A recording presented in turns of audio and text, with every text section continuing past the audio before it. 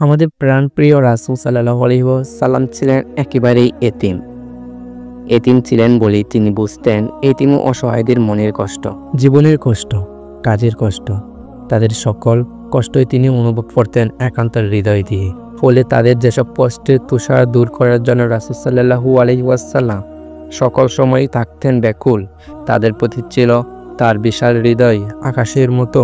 তার চেয়েও বিশাল ছিল তার মন ও ভালোবাসার দরিয়া। সেখান থেকে উঠে আসত দরদের তুফান, মমতার ঢেউ। এই ঢেউ আছড়ে পড়ত নবীর সাল্লাল্লাহু আলাইহি ওয়াসাল্লামের চারপাশে। সকলের হৃদয়ের দুকুল চাপিয়ে যেত রাসূল সাল্লাল্লাহু আলাইহি ওয়াসাল্লামের ভালোবাসার কোমল তুষারে। মানুষের প্রতি মানুষের ভালোবাসা, সে তো এক মহৎ গুণ। মানুষকে ভালোবাসতেন রাসূল সাল্লাল্লাহু আলাইহি ওয়াসাল্লাম মন দিয়ে, প্রাণ দিয়ে, জীবন দিয়ে। কিন্তু এতিম, গরিব, দুস্থ এবং অসহায়দের প্রতি রাসূল সাল্লাল্লাহু আলাইহি ওয়াসাল্লামের ভালোবাসার মাত্রাটা ছিল অনেক গুণে বেশি, যার কোনো তুলনাই হয় না। সেই ভালোবাসার নজির তো রয়েই গেছে রাসূল সাল্লাল্লাহু আলাইহি ওয়াসাল্লামের জীবনেই।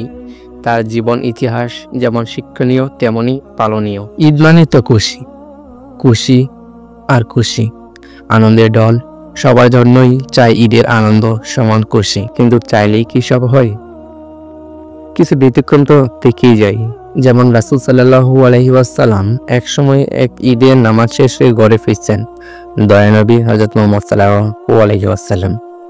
তিনি দেখলেন মাঠের এক কোণে বয়ে কাছে একটি তরুণ কোমল শিশু। এই খুশির দিনেও কান্না। অবাক হলেন রাসূল সাল্লাল্লাহু আলাইহি ওয়াসাল্লাম। তার হৃদয়ের বেদনার ঢেউ আছড়ে পড়ল। রাসূল সাল্লাল্লাহু আলাইহি ওয়াসাল্লাম ছেলেটির কাছে গিয়ে কান্নার কারণ জিজ্ঞেস করলেন। শিশুটি বলল, আমার আব্বা আম্মা কেউ নেই, কেউ আমাকে একটু আদর করে না, কেউ আমাকে ভালোবাসে না। আমি কোথায় যাব? আমার কিছু ভালো লাগে না।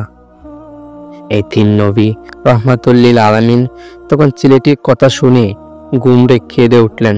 নবীজি সাল্লাল্লাহু আলাইহি ওয়াসাল্লামের কোমল হৃদয় জেগে উঠল তার মর্মবেদনা। তিনি পরম আদরে শিশুটিকে বাড়ি নিয়ে গেলেন। হযরত আয়েশা রাদিয়াল্লাহু তাআলা আনহাকে ডেকে বলেন, হে আয়েশা, ঈদের দিনে তোমার জন্য একটি উপহার নিয়ে এসেছি, এই নাও তোমার উপহার।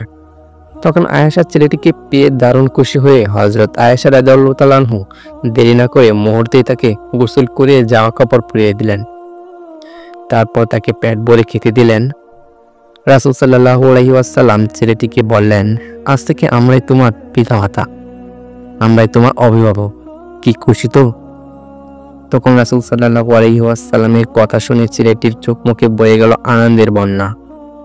এই ছিল এতিমের প্রতি রাসূল সাল্লাল্লাহু আলাইহি ওয়াসাল্লামের ভালোবাসার এক বিরল চিত্র।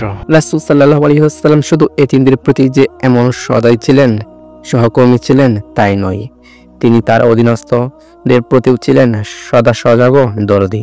মায়া মমতার চাদরে তাদেরকে আঁকড়ে রাখতেন, তাদের যেন কোনো কষ্ট না হয়, মনে যেন কোন প্রকার দুঃখ না থাকে।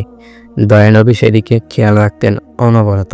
রাসূল সাল্লাল্লাহু আলাইহি ওয়াসাল্লামের দুইজন খাদেম বা চাকর ছিলেন, একজন হযরত যায়েদ ও আরেকজন হযরত আনাস রাদিয়াল্লাহু তাআলা আনহু। তাদের সাথে রাসূল সাল্লাল্লাহু আলাইহি ওয়াসাল্লাম কখনোই মনিব সুলভ আচরণ করতেন না, কড়া ভাষায় কথা বলতেন না, খারাপ ব্যবহার করতেন না, মেজাজ দেখাতেন না, আদেশ কিংবা নির্দেশও কঠোরতাও দেখাতেন না, বরং আপন পরিবারের সদস্যদের মতোই তাদের সাথে ব্যবহার করতেন। একই খাবার খেতেন, একই ধরনের জীবনযাপন করতেন। কি আশ্চর্যের ব্যাপার! আজকের দিনে যা কল্পনাও করা যায় না। হযরত যায়েদ রাদিয়াল্লাহু তাআলা আনহুর কথাই বলি না কেন, ছোট্টবেলায় তিনি মা বাপ থেকে হারিয়ে যান। আল্লাহর রহমতে তার আশ্রয় হয় রাসূল সাল্লাল্লাহু আলাইহি ওয়াসাল্লামের ঘরে। তখন তার পিতামাতার সন্ধান পাওয়া গেলেও তখন তারা ছুটে এলো রাসূল সাল্লাল্লাহু আলাইহি ওয়াসাল্লামের কাছে। তারা তাকে নিয়ে যেতে চায়। রাসূল সাল্লাল্লাহু আলাইহি ওয়াসাল্লাম থেকে জিজ্ঞেস করলেন, তুমি কি তোমার পিতামাতার সাথে যাবে? তখন যায়েদ রাদিয়াল্লাহু তাআলা আনহুর সাথে সাথেই বলেন, রাসূল সাল্লাল্লাহু আলাইহি ওয়াসাল্লামের কাছ থেকে যে ব্যবহার আমি পেয়েছি তার কোনো তুলনা হয় না। তামাম পৃথিবী যদি আমাকে দেওয়া হয় তবুও তাকে ছেড়ে আমি যেতে পারবো না, না কখনোই যাব না।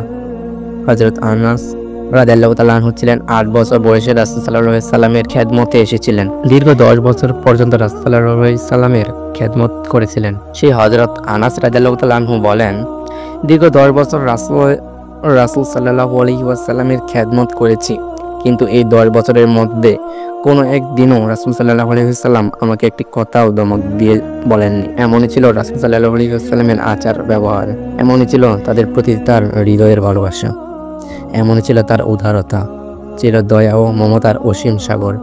সাগরের চেয়েও অধিক রাসূল সাল্লাল্লাহু আলাইহি ওয়াসাল্লামের মতো এমনই হৃদয়ের অধিকারী হতে হবে আমাদের, যে হৃদয় হবে ভালোবাসায় পূর্ণ, মমতায় টইটম্বর, যে হৃদয় হবে আকাশের চেয়েও প্রশস্ত, সাগরের চেয়েও বিশাল।